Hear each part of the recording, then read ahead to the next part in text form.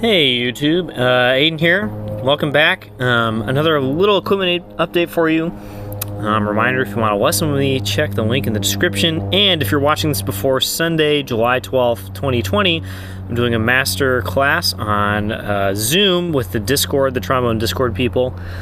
And that's about it. So I got a couple cool, actually kind of really interesting things today. First of all, I've been talking with Doug Elliott about a new mouthpiece for my 3B and my 36, and this is what I have so far.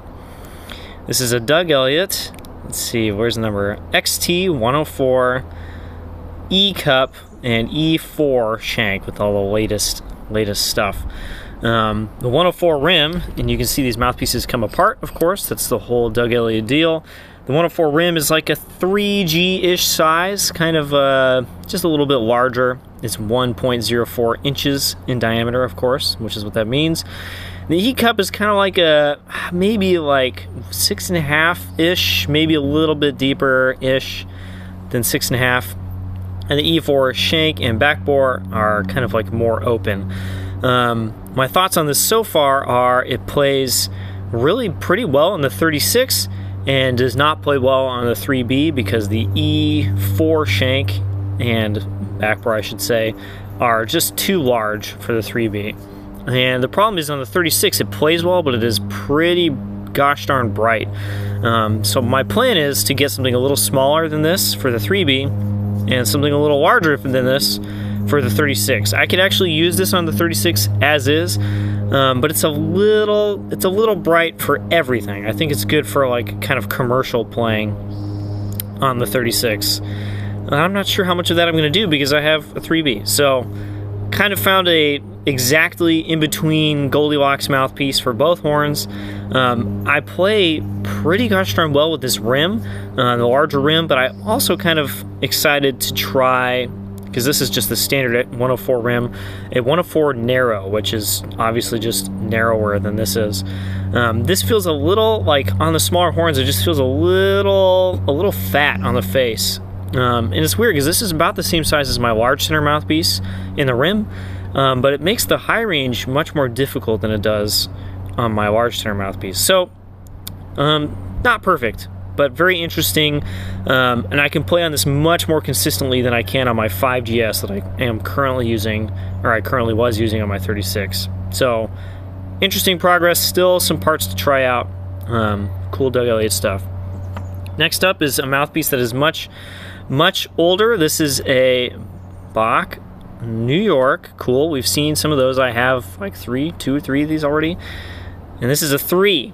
I did not have a 3 before. Also, this is large shank. Don't see those very often. Also, this has been cut out. You can see the like kind of line right here. It has been cut to be deeper than a stock 3.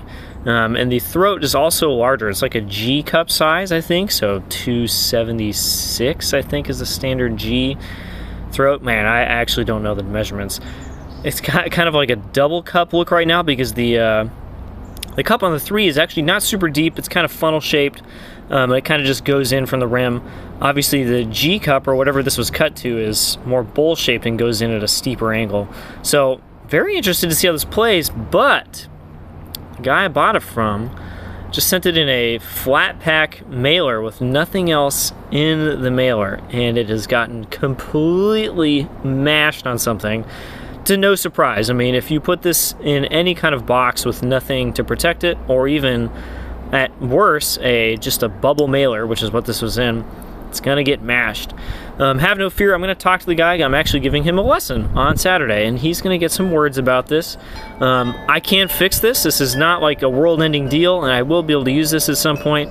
But it's not great. And if you send a mouthpiece, you gotta pack it properly, right? Put it in some bubble wrap, and then put it in a box and make sure that it can't move. The whole point is to keep it from moving and bouncing off of stuff, right?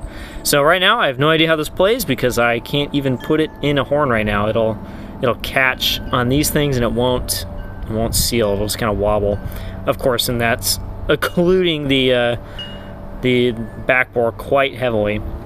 So real cool mouthpiece. I'm excited to see how this is. Maybe kind of like a Bach New York 3G, even though it's, they never made one. but I can't play it because someone didn't ship it correctly, and that's a bummer. Last thing up is the Holy Grail. This is a whole crap ton of Doug Elliott bass trombone mouthpiece stuff. Obviously, they don't come necessarily as one piece like this is right now. They come as the components, so you can put together your own thing. And Doug sent this to me to try out some stuff. So, for example, let's look in here. This should be a 113 rim. This isn't the wide. Oh, this is the medium wide. 113 rim. That's just the rim by itself. And also in that little compartment is the 113 not medium wide, the just stock 113 rim. This is just an example of a couple of rims. Where is it? There we go. XB 113.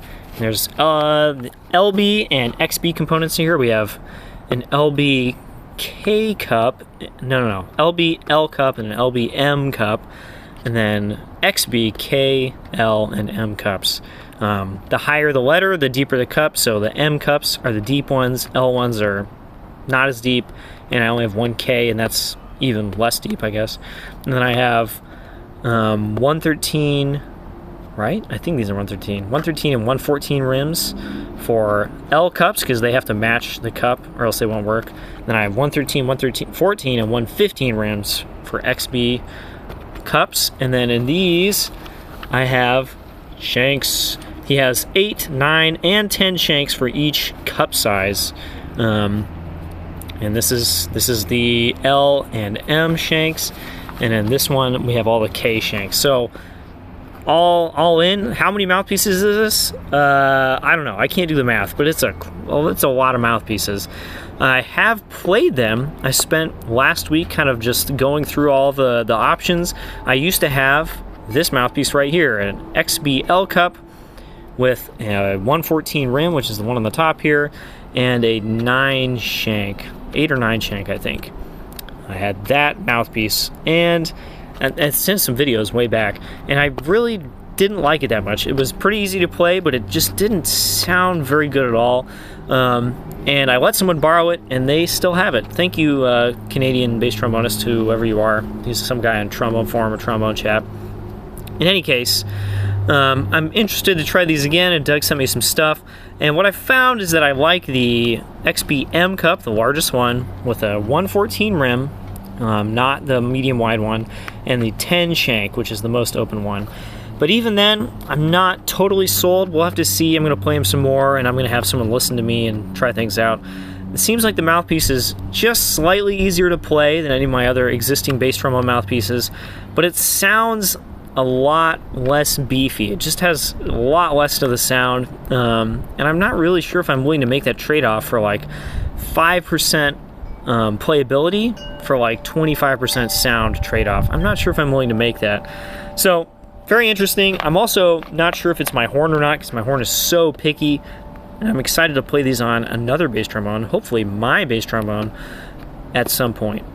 So there we go, some cool mouthpieces. However many mouthpieces this is, like, you know, a couple hundred or something. And this and this. There they are. That's it. That's all I got. And I'll see you guys next time.